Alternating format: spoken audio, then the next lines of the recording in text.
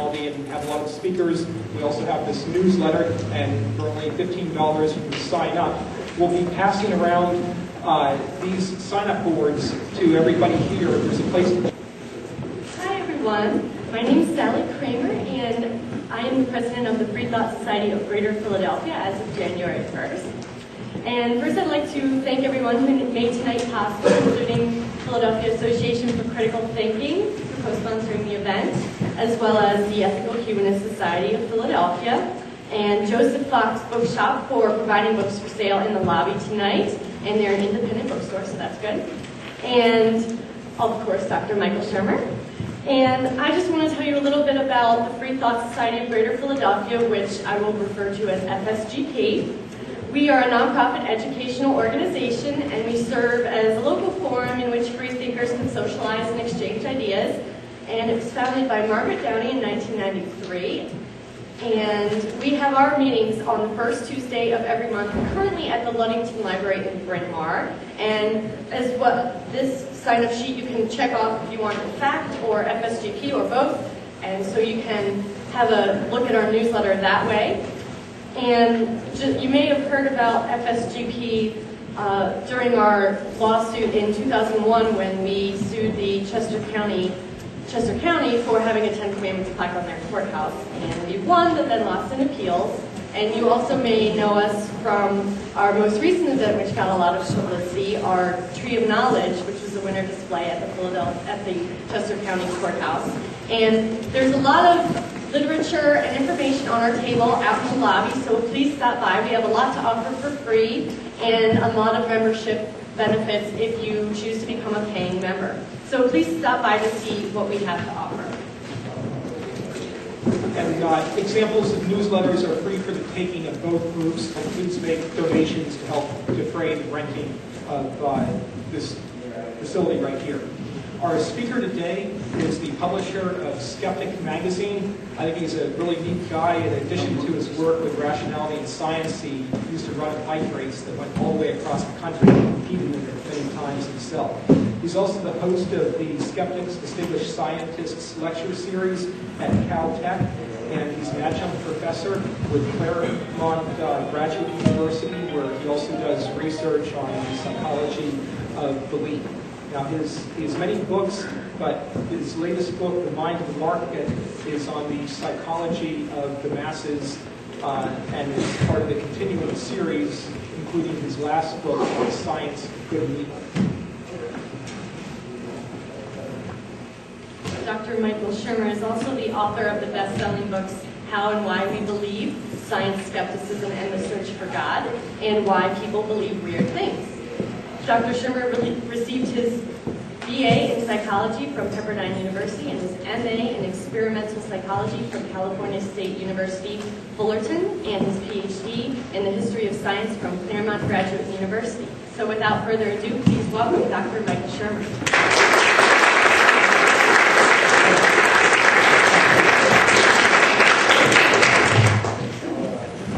Well, good evening.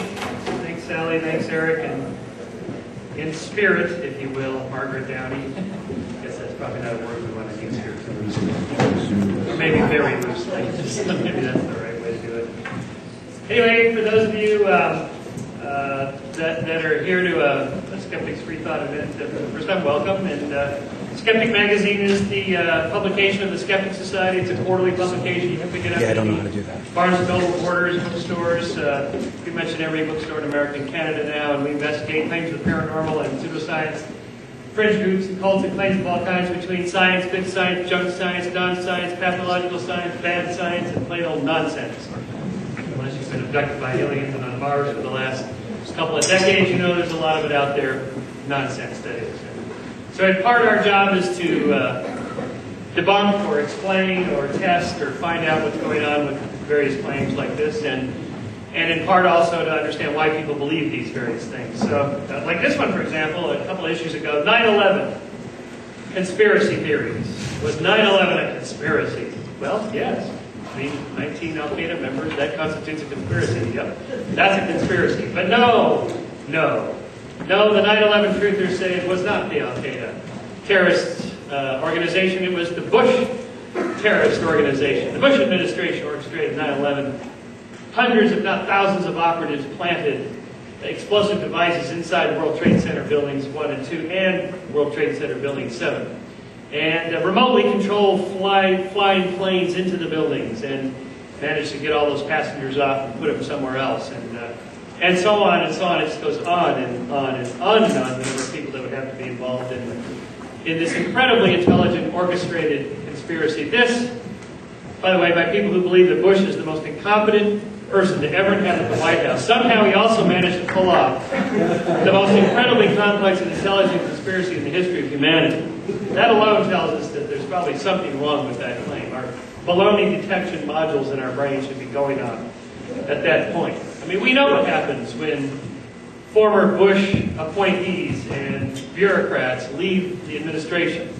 They write tell-all articles and books. They go on Larry King Live. They spill the beans of what they saw. Not one of these people involved in the 9/11 conspiracy had felt the need to tell the American public what actually happened on that fateful day. So that is the second line of evidence that this is utter nonsense. And then from there, you just start to pick apart the specifics of the claims. And like so many other claims, say the Holocaust deniers or the creationists, they focus entirely on the anomalies of the mainstream paradigm or theory, ignoring the main body of evidence.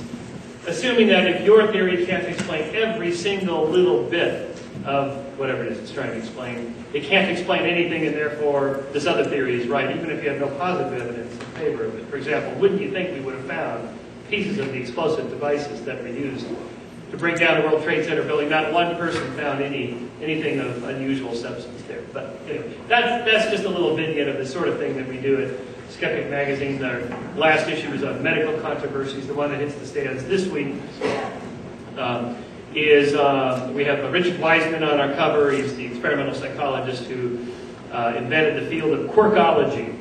Quirkology is the study of, well, quirky, weird things. And, well, you can see why we would like that. It is, I call them the mythbusters of the paranormal. Can you actually go out and test whether the paranormal is real or not? Yes, actually you can. So that's the sort of thing that we look at. Our next issue after that I'm editing right now is on global warming. And, I mean, gosh, I just walked 6 blocks to get here. And global warming, bring it on. I mean, and you'll typically hear something like that. Global warming, it was cold the other day. What do you mean global warming? Part of the reason for that is because anecdotally we think that single data points do matter. Because probably in our Paleolithic environment of our past, those single data points, those anecdotes did matter. It does make a difference. It's good to pay attention to those things. Our brains are not well suited for tracking long-term, say, 1,000-year trends and noticing them. This is why it's difficult for people to accept it. On an intuitive level, evolution. What do you mean it took millions of years for this thing to evolve into that thing, or hundreds of thousands of years? We're designed, I can't get past the word, we're evolved. Evolution designed us, how's that for a compromise? To really think in terms of seconds, minutes, hours, days, months, years, decades at most, not tens of thousands or hundreds of thousands of years. And so this brings me to the new book. My previous books, as mentioned, Why People Believe Weird Things, is about science and pseudoscience. How We Believe is about science and God. The Science of Good and Evil is about science and morality. And so each of them is a spin-off of the last chapter of the previous one. So I guess the mind of the market is volume 4 of my trilogy. Please, Douglas Adams. And so basically it's science and the economy and society. That is applying sort of evolutionary thinking to economics. And so since this is a reading, and you're supposed to read, so I thought I'd do a little bit of reading. I'm not big on reading a lot, but I'll read a little bit, tell a few stories, and then we'll have some fun with Q&A. And so I'm glad I'm telling my atheist friends the second word in my book is Jesus. In Jesus' parable of the talents, recounted in Matthew 25, the gospel author recalls the Messiah as saying in the final verse, "For to everyone who has, more shall be given, and he will have an abundance. But from the one who does not have, even what he does have, shall be taken away." This passage from Matthew, you can imagine, is a favorite amongst conservatives. You see, Jesus was a conservative, not a liberal. And, of course, out of context, this does sound a little odd for the man who said that the meek shall inherit the earth, and the chances of a rich guy getting into heaven are about the same as, well, mistranslated, a camel through the eye of the needle. Properly translated, a rope through the eye of the needle, which makes more sense as a metaphor. But Jesus' point was something else, I think. The servant who was given 5 talents invested it and gave his master 10 talents in return. The servant who was given 2 talents invested it and gave his master 4 talents. Talents is a measure of money. But the servant who was given 1 talent buried it in the ground and gave his master back just the 1 talent. The master then ordered his risk-averse servant to give the 1 talent to the servant who had doubled his investment of 5, and so he who earned the most was rewarded with even more. And thus it is that the rich get richer. Now, Jesus probably had something else in mind more than an economic allegory about the proper vehicle for investment of your money. But I want to use it as a parable about the mind of the market. In the 1960s, the sociologist of science Robert K. Merton conducted an extensive study of how scientific ideas are discovered and credited in the marketplace of ideas, in this case treating science as a market, and found that eminent scientists typically receive more credit than they deserve simply by dint of having a big name, while their junior colleagues and graduate students, who usually do most of the work, go largely unnoticed. A similar well-known effect can be seen in how both innovative ideas and famous, clever quotes gravitate up and are given credit to the most famous person associated with them. To the point where Yogi Berra had to write a book that said, half the things I said, I never said. And in our little world here, we all know the phrase, extraordinary claims require extraordinary evidence. And everybody knows who said this. Who? Carl Sagan. You'll always read it, and almost every time you see it in print. As Carl Sagan always said, extraordinary claims require extraordinary evidence. This was originally written by a fairly obscure sociologist of science named Marcello Truzzi in one of the earliest issues of another skeptical publication. And Carl did say it on Cosmos without, in the documentary film, you need to sit there and give credit to everybody, because you don't have a very entertaining show. But forevermore, Carl has a bigger name and gives him credit. That's an example of what Merton called the Matthew effect. Marketers know it as cumulative advantage. In the broader context, I call it here the bestseller effect. Once a product gets a head start. In sales, it signals to consumers that other people want that product, and therefore it must be good, thereby causing them to desire it as well. Which leads even more people to purchase the product, sending more signals to other consumers that they too must have it, and so it climbs up the bestseller list. This is one reason why authors do book tours. You hope to get a little Matthew effect going, a little cumulative advantage. When you walk into a bookstore at Barnes & Noble Borders, you'll see that table in front says, new arrivals. Most people don't know that's purchase space. You have to buy that space. Publishers, just like Coca-Cola buys space in the supermarket, publishers buy those premium spaces in bookstores, all with the idea of going for this cumulative advantage, this Matthew effect. And so that's an example of one of my meanings of the phrase, the mind and the market. On a much broader context, starting with the first page of chapter 1, which I call the Great Leap Forward, I want to look at the mind of the market on the biggest scale of all. Living along the Orinoco River that borders Brazil and Venezuela are the Yanomamo people, hunter-gatherers whose average annual income has been estimated at the equivalent of about $100 per person per year. If you walked into a Yanomamo village and counted up all the stone tools and baskets, arrow points, arrow shafts, bows, cotton yarn, cotton and vine hammocks, clay pots, assorted other tools, various medicinal remedies, pets, food products, articles of clothing and the like, you'd end up with a figure of around 300. Before 10,000 years ago, this was the approximate material wealth of every village on the planet. If our species is about 100,000 years old, then 90% of our history has been spent in this state of relative economic simplicity. Living along the Hudson River that borders New York and New Jersey are the Manhattan people. Consumer traders whose average annual income has been estimated at $40,000 per person per year. If you walked into the Manhattan Village and counted up all the different products available at retail stores and restaurants, factory outlets and superstores, you'd end up with a figure of around 10 billion as estimated in stock-keeping units, SKUs, the measure that retailers use to count how many products. The barcode system has now been bumped up to add more bars to go over 10 billion. We're now over 10 billion different available products. They've bumped it up to 100 billion. Eventually it'll get to a trillion. This difference of 400 times in income and 33 million times in products almost beggars description. If ever there was a great leap forward, this was it. Comparable to the evolution of bipedalism, the big brain and consciousness, equivalent to the invention of fire, the printing press, and the internet, and on par with the agricultural revolution, the industrial revolution, and the digital revolution. And this great leap forward did not happen gradually. It's been estimated that the $100 per person annual income rose to only about $150 per person by 1000 BCE, the end of the Bronze Age and the time of King David. It did not exceed $200 per person per year until after 1750 and the onset of the Industrial Revolution. In other words, it took 97,000 years to go from $100 to $150 per person per year. Then another 2,750 years declined to $200 per person per year. And finally, the last 250 years to ascend to today's level of $6,600 per person per year for the entire world.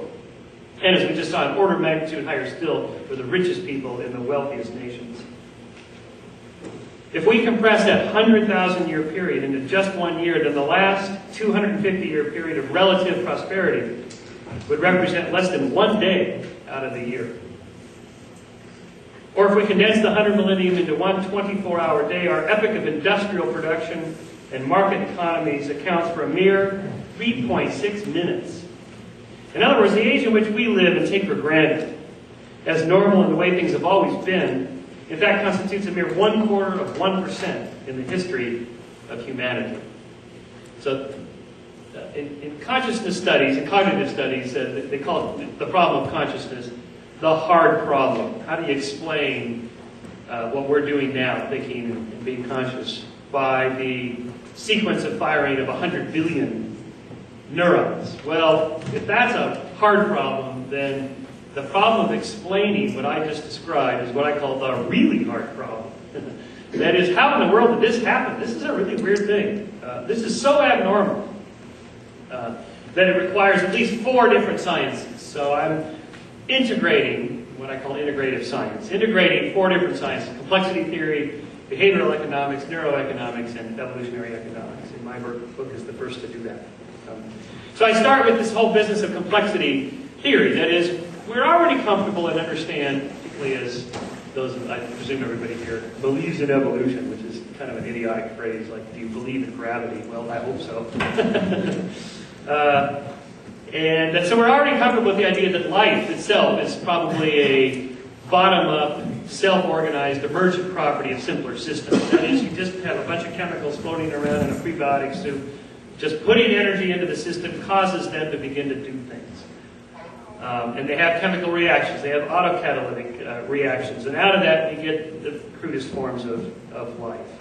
How that exactly happens is still not clear. There's half a dozen competing theories about where this happened, how, and so forth. But we'll leave that to a different subject. We know complex life itself is most likely an example of a bottom-up, self-organized, emergent property of simpler systems. The cells that you and I are made out of, eukaryotic cells, that have a nucleus and lots of little organelles in them, most likely are themselves evolved out of simpler prokaryotic cells, much simpler cells. This is Lynn Margulis's theory that I think has largely been accepted now. And if you think about that for a second, we have mitochondrial DNA. Now that's a weird thing. We already have a whole complemented set of DNA in the nucleus of our cell. Why would we have another set of DNA in some other part of our cell, in some little organelle? Lynn's answer to this is that because mitochondria were once simpler prokaryotic cells living on their own. And so at some point we got this conglomeration of these simpler cells into more complex cells without, here as we can figure, intelligent design from the top down. Multicellular life is a bottom-up, emergent, self-organized system. The immune system appears to operate this way, as does, as I mentioned, consciousness. We know that language is a self-organized, emergent property that happens over a long period of time. No one designed English to sound anything like this 500 years ago when they started to speak this way. If you try to read Beowulf in its original, you might as well just be reading a complete foreign language. And certainly no one designed English to sound like the way it does in Southern California, where I'm from, where they use the word like every 3 words. And the economy, then, I claim, is an example of one of these bottom-up, self-organized, emergent properties. And this was the point of the 2 greatest metaphors in the history of Western culture, Adam Smith's invisible hand and Charles Darwin's natural selection. So let's start with Darwin and natural selection, since you're already familiar with that and you already accept it. That is, it's actually parenthetical. One of the things I'm trying to do here is convince my conservative friends that all that free market stuff you like and accept and recognize as not needing a top-down designer, evolution's the same thing. You just accept it. It's okay. It won't hurt you. You know, put on your evolution glasses for a minute. You'll see it makes sense. In the context of what you already know, I'm trying to convince my liberal friends that free market stuff you're a little skeptical about. Think of it as like evolution. It's a bottom-up. So I'm doing a little bridge building here with this book, so we'll see how I do. So what Darwin meant by natural selection, of course, part of the problem begins the origin of species with an analog or a metaphor. He's talking about artificial selection, pigeon breeders. And of course, a creationist can jump all over that and say, yeah, right, but there's a breeder doing the breeding, doing the selecting. But Darwin would say, yeah, but that's just a metaphor. Nature does that. Sort of, yes, but it's a little misleading because no one's selecting anything in natural selection. And the language alone, like I stumbled over and used the word design, you almost can't help it. Often, when my daughter was young, I once used polar bears as an example of a living transitional species. Look, they're halfway to becoming marine mammals. Beautiful example how marine mammals might have evolved from land mammals. Look, they're big and huge and large body mass to their surface area ratio. They got huge reserves of body fat, big webbed paws that they can swim with pretty good. But that's wrong. That's actually wrong. Because that implies that the bears are becoming marine mammals. They're not becoming anything. Well, maybe extinct if we keep going the way we're going, apparently. But at least they're not going anywhere. They're just doing what they're doing. And so there's nobody selecting anything. Just a bunch of organisms running around trying to make a living and get their genes in the next generation. And out of that, almost miraculously, seemingly, emerges this more complex system. And it's really counterintuitive. That's one reason people have a hard time getting it. It's just like, but who's doing the selecting? Nobody. And this was the point of the brilliance of Adam Smith's invisible hand. Just a bunch of people running around trying to make a living and get their genes into the next generation. We're animals, and that's all we're trying to do. Nobody's directing anything. The invisible hand metaphor, by the way, probably comes from a single earlier usage he had of it in writing something about the moons of Jupiter going around as if they're held by an invisible hand. So he's almost speculation that would use it in a way of like gravity.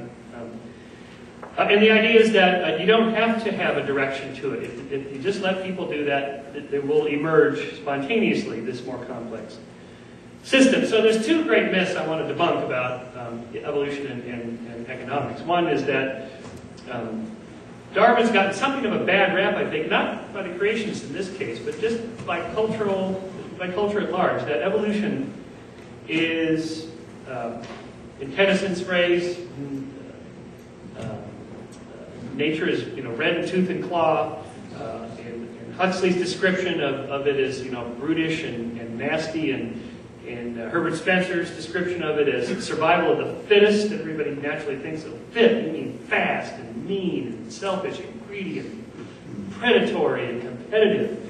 Well, yeah, that's part of it. But actually, most of the time, what animals are doing is none of that. You see these nature films, and we see all that. But then when you see the making of the nature film, you find out that the camera guy is sitting there for weeks on end when nothing's happening. And most of the time, animals are doing nothing. That's not really what evolution is about. And Peter Kropotkin's great book, Mutual Aid, went largely unnoticed. That is, he said, yeah, but if you look at social species in the great hinterlands of Russia, they're mostly being cooperative and pro-social and altruistic, and they're not being competitive and nasty and greedy and so on. So that was another side to evolution, but Kropotkin essentially lost that battle. His book is called Mutual Aid.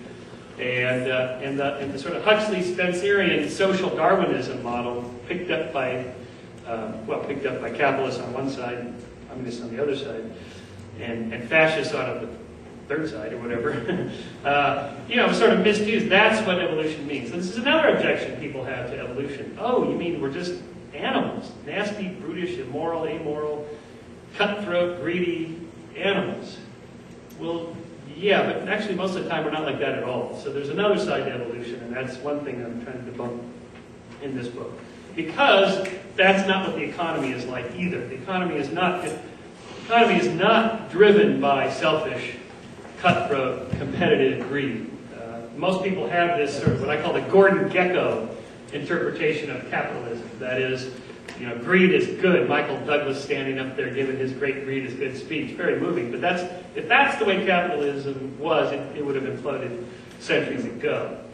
So contrary to what most people think, Adam Smith was not a great champion of laissez-faire free market economics. It was only part of the story and only part of his great book of Open Nations. His first book was called The Theory of Moral Sentiments, what 18th century philosophers call sentiments. We would call the emotions. So the moral emotions, where did they come from? And of course, this is way before Darwin, so Smith had no neuroscience or evolutionary biology behind him or any cognitive psychology. He just reasoned through, this is a fairly extensive, long essay. It's not even a book. You could download it and read it online for free.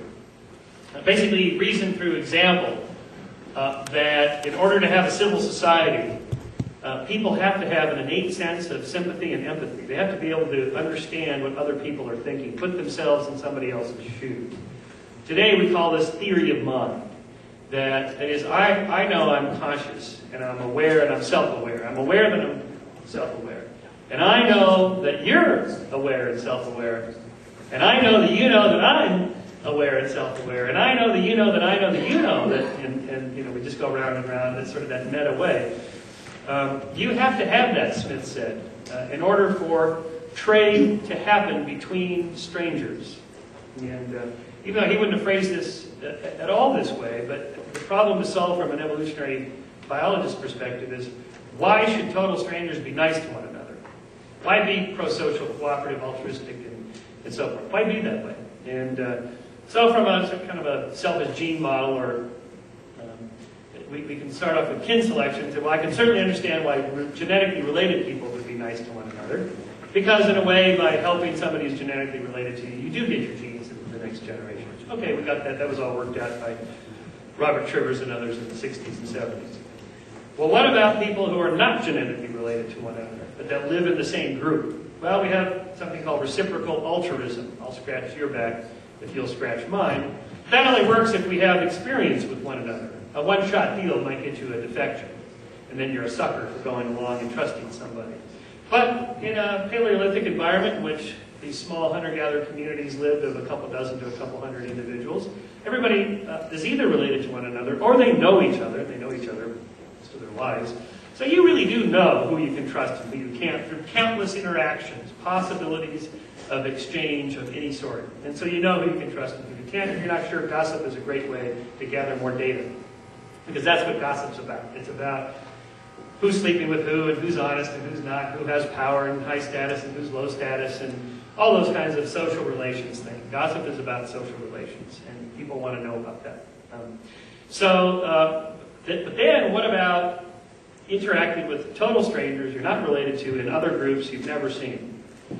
Why should you be nice to them? Well, the answer is you shouldn't, actually.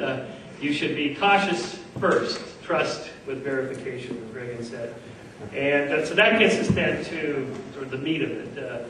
I'm going to argue that trade, free trade, across borders, between groups who were naturally be xenophobic and tribal. We are by nature xenophobic and tribal. We're nice and cooperative and pro-social within our groups, but between groups we're pretty tribal. This helps us explain Old Testament morality, by the way. Where on one page you have these wonderful moral homilies about love thy neighbor.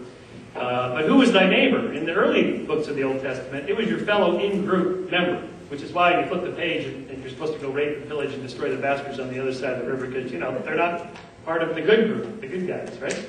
Then by the end of the Old Testament, Yahweh's been sort of feminized in the book of Ruth, and things have chilled out a little bit. And by the New Testament, we have a broader, expanded circle of sentiments of who constitutes a neighbor. It's not just your fellow in-group kin and kind. It can be actually people in another group. Okay, so Adam Smith was a professor of moral philosophy, and this was his central point, that there's a tension here, a balance between these. And so one of the things I talk about here is, again, part of this myth of Adam Smith. He writes here in The Theory of Moral Sentiments, let's make sure I get the right quote here, yes. How selfish soever man may be supposed, there are evidently some principles in his nature which interest him in the fortunes of others, and render their happiness necessary to him, though he desires nothing from it except the pleasure of seeing it. Of this kind is pity or compassion, the emotion which we feel for the misery of others when we either see it or are made to conceive it in a very lively manner. So we would say, the way we would phrase it is, we have a deep innate sense of somebody else's pain, something like that. Now we have these functional MRI studies where you can scan somebody's brain and you know, you have somebody there in the room with them who experiences a little shock or pain, and the area of the brain lighting up of the person in the scanner watching this also lights up as if he's getting shocked for this. So we do essentially feel somebody else's pain. And so then I shift to talking a little bit about, there's lots of areas in the book I won't cover tonight, but that in fact Smith was anything but blindly pro-business. I wanted to read just a couple of quotes from that so you can see yet another one of these myths. Throughout The Wealth of Nations, Smith criticized factions, what he called factions.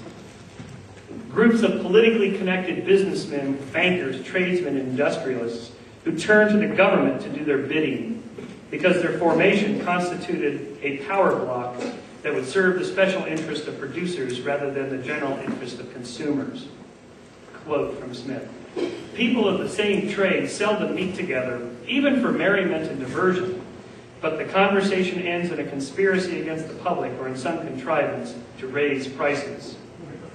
He also did not argue that self-interest is always good. He believed that self-interest is a part of human nature along with empathy and other pro-social sentiments, and is therefore not necessarily bad, but he never pulled his punches against those who he perceived acted out of excessive greed and avarice, observing, for example, we are not ready to suspect any person of being defective in selfishness, and warning that all for ourselves and nothing for other people seems in every age of the world to have been the vile maxim of the masters of mankind.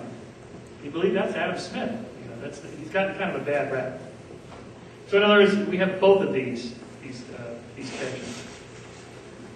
Then I want to talk about economics for just a minute. I think we still have yet to realize Adam Smith's revolution, which was that if you want to really accumulate a lot of wealth in a nation, you have to do away with this top-down design. Not just let corporations do whatever they want, but these corporations and these businessmen, they shouldn't be getting special privileges either from the government.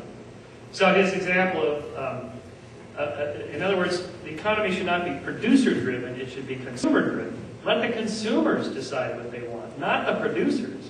And his example is wine. Everybody likes wine. And Scottish people have to buy wine from Scottish wine growers. You know, where it's cloudy and rainy and cold most of the year. And they'd rather have wine from the south of France, where it's warm and sunny and they have much better wine. Well, this is bad for Scottish wine growers, so the government imposed a tariff on French wines, doubling and tripling the price. So by protecting Scottish producers, we're harming Scottish consumers. And whether you think this is a moral or immoral thing, it will decrease the wealth of the nation because the wealth of the nation is in the people, and the people are now spending more money than they should. All right? This is in the mid-1700s. Now, fast forward to Ronald Reagan in the mid-1980s when he bails out the Harley-Davidson motorcycle company. Why? Because, you know, it's an all-American, manly kind of company, and we want to save our wonderful Harley-Davidson. Well, they are great. They're cool motorcycles. And I remember when this happened because I had a Honda motorcycle, which was actually a better bike for a cheaper price. And so the Harley-Davidson company was on the verge of going bankrupt, so they appealed to the government to protect them. Okay, this is Mercantilism. This is pure old-fashioned tribalism. Our tribe of producers is more important than those other tribe of producers. And the consumers be damned, the American public had just paid, well, in that case, for the first 5 years, it was 100% more for motorcycles that were of a better quality, simply because they came from some other tribe of producers. So I claim we still haven't realized Smith's revolution yet.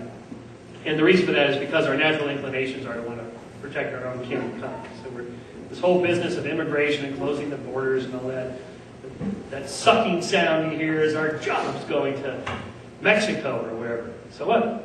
Well, Smith would say we'll all be wealthier because of that. But because we still practice forms of mercantilism, then producers are still appealing to top-down design. So the real meaning of laissez-faire is, well, this I don't normally find myself in agreement with Ralph Nader, but he called this corporate welfare, and I have to agree with him there. Corporations get too much welfare from the government. All right, now shifting back to the sort of theory of moral sentiments and what we need. When Smith talks about sentiments, or we talk about emotions, we're talking about a real basic part of human nature. And so I'll come at this through a couple of different examples. So this is a famous thought experiment that's run out of Harvard University. You can go on Mark Hauser's webpage at Harvard and you can take this little test yourself. So you're walking along a railroad line and you come across a split in the tracks. And the track is set to go to the right and there's a switch there. And you look back and hurtling down the track is a trolley. It's a train. It's coming at you. And down this one set of tracks to the right here are 5 workers. And they're about to get smacked and killed by this train. Unless you throw the switch, the train will go down the left track where there's 1 worker on the track. Should you throw the switch? Would you throw the switch? Well, most people do the moral calculation, kill 1 to save 5. Well, yes, of course I would do that. All right, second scenario. Track, trolley, 5 workers on the track, no split. Just 5 workers on the track, train's going to smack them. You're on top of a bridge over the track. Standing next to you is a great big guy. You can stop the train by shoving this guy off the bridge. Smack, he falls on the track. Boom! The trolley hits him, kills him, saves the 5 workers. We just shoved the guy off the track. Now, some people, when I present this, say, well, who is it standing next to you? It's Rush Limbaugh. Oh, in that case. And most people say they would not do that. And they say so with great moral conviction that would really be wrong. I mean, it's just something viscerally, they have a hard time explaining why it would be wrong, but they have a gut sense that would be wrong. So the question is, why would that be wrong? It's the same moral calculation, kill 1 to save 5. And the reason is that switches in people are categorically different. And evolutionary theory explains why. Evolution designed us to value humans over non-humans, kin over non-kin, friends over strangers, in-group members over out-group members, and direct action over indirect action, because these differences impact survival and reproduction in a social primate species. We have to remember that evolution is not just taking place in a physical environment. Particularly for social species, it takes place in a social environment. So survival of the fittest, being fit may mean being the most cooperative, altruistic, social, pro-social, and so on. Now, so behaviorally, we know what subjects say that they would do. And in the sort of new field of neuroeconomics, you can scan the brains of subjects that take that test. So here's how it works. In case you've all read these things, you've seen the little pictures of the brains all lit up, and there's like a red dot, and then Newsweek says, there's the module for money or something like this. It's very misleading. I like the research, but I think my next column in Scientific American, I'm going to write about how we should be careful about the phrenological nature of some of these claims. I mean, those pictures that you see with the brains all colored and lit up and the little modules with the arrows pointing to them and so on, those aren't anybody's brains. Those are a statistical compilation of however many subjects were in the experiment. Because, of course, if you think about it, everybody's brain is slightly different size. And the heads are bigger and smaller, and people move around when they're inside the machine, even though they wedge it in there. So they have to do all this statistical factoring to control for that. And then, of course, when you see the scans, they're just black and white. It's like, well, where's the cool colors? Well, you have to add those artificially later. And you wouldn't normally see those changes anyway. You have to contrast this with that. You have to give subjects a choice. so that they're thinking about this and they're thinking about that. You see if there's a change in blood flow. They aren't measuring neural activity at all. They're measuring blood flow change because, well, it's a long, complicated physics thing with the iron in your blood and the magnets inside the thing causes the atoms inside the iron to shift slightly, and actually the electrons in the atoms to shift their magnetic pole. It's just amazing technology, but and there's a lag time between when you think about something, the neurons fire, that use a little more energy, draws a little more blood, bring more oxygen to that area. That takes 2 to 3 seconds for that to happen, so you're not actually measuring the thought right at that moment. It's like all that has to be controlled for. But in any case, as at least a first approximation of what looks like might be going on in the brain. For that particular one, okay, so they shove you in there. I went and did this. So they shove you in the tube, and you've got a helmet on and earphones because it's louder than hell, and you have goggles with little TV monitors in them. And the TV monitors are the computers out in the lab, control office there, and then they flash things on there, and you have a little keyboard, a little thing that you're pressing buttons, so you're choosing between, say, you like the Pepsi logo versus the Coke logo. Actually, it's the other way around, the real experiment. Anyway, so you're